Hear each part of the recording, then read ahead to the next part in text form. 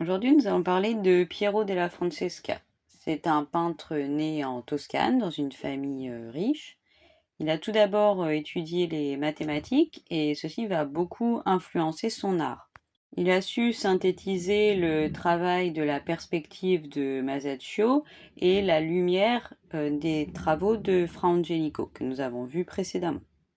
Au cours de sa vie, il était demandé un petit peu partout dans toutes les cours d'Italie. Et aujourd'hui, nous allons nous intéresser à son portrait de Sigismond Malatesta, seigneur de Rimini.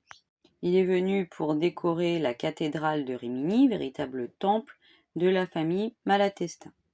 Ce portrait est issu du même travail préparatoire que la fresque qu'il a réalisée où on voyait Sigismond agenouillé devant son saint patron, saint Sigismond, roi des Burgondes.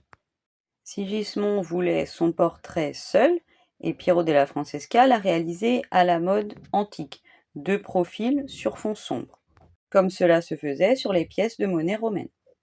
De par ses études mathématiques, on peut voir qu'il essaie de synthétiser chaque partie du corps dans une forme géométrique. Par exemple, le cou est un cylindre, les cheveux un disque. Il arrive à être fort réaliste dans sa manière de peindre la peau et les vêtements. Nous voyons la transparence de la peau et l'apparition d'une légère barbe.